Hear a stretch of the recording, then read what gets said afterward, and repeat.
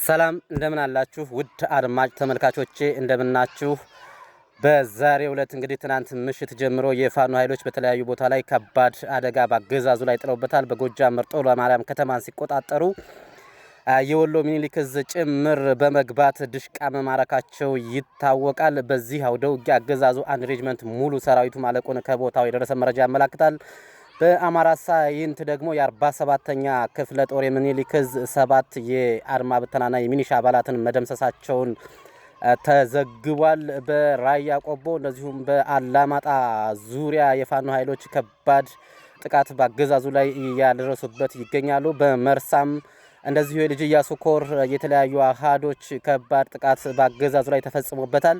ይህ በእንዲህ እንዳለ እንግዲህ አገዛዙ የጨበራ ምርጫን ለማካሄድ አበክሮ እየሰራ ይገኛል። በተለይም በወሎ ቤት አማራ ላይ ሁለት እዞችን በማስገባት ገጠር ድረስ እየወረደ የዳውን ልጅ እያስጨረሰ ይገኛል። ሌላው ደስ የሚለው ዜና ደግሞ እንግዲህ የተለያዩ ይሄ ጎጠኝነት አባዜ ያለባቸው የተለያዩ ግለሰቦች ፋኖ ኃይሎችን ለማዳከም ለምሳሌ ባለፈው ጊዜ የጎጃም ፋኖ መካነ ሰላም ሲሻገር የጎጃም ፋኖ መጥቶ ወረረን፣ የወሎ ፋኖ ጎንደር ሄዶ ሲያጠቃ ጎንደር አካባቢ ያሉ ጎጠኞችና አስኳዶች የወሎ ፋኖ መጥቶ መታን፣ የሸዋ ፋኖ ከላላ ላይ ሲታገል የሸዋ ፋኖ እንጂ የአመራሩ እንግዲህ የዞን አመራሩ አሊ መኮንንን ጨምሮ ሁሉም ቢናገሩት ወር ባዶ ይቀራል የሚል ቴክ እንትን ድረስ የፌስቡክ አጀንዳ በመፍጠር ጭምር ብዙ ነገሮችን ሲመሰርቱ ነበር። አልተሳካላቸውም።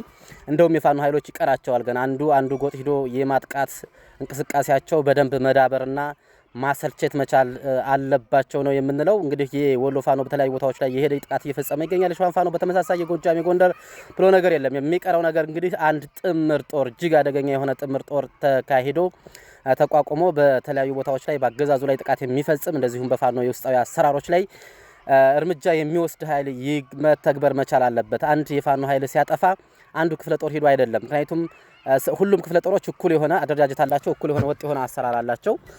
አንዱ ክፍለ ጦር ሲያጠፋ የሌላው ክፍለ ጦር መጥቶ ያንን ጥፋቱን ለማስተካከል ሲሞክር እኩል አይደለንም ወይ የሚል ነገር ስለሚመጣ በእያንዳንዱ እዝ እየተደራጀ የራሱ የሆነ ልዩ ኃይል ልዩ የሆነ ቡድን መቋቋም አለበት። እንደ አፋብንም በአፋብን ደረጃ ከአራቱም ግዛቶች የተውጣጣ አንድ ጥምር ጦር መቋቋም አለበት እያልን እንግዲህ እየታገልን ነው። በዚህ ሁኔታዎች መሄድ አለበት። ከዛ ውጭ የጥላት አጀንዳዎች የተዘጉበትና የአንዱ ጎጥ ሄዶ የሚያጠቃበት መንገድ በሰፊው የተተገበረበት ይገኛል።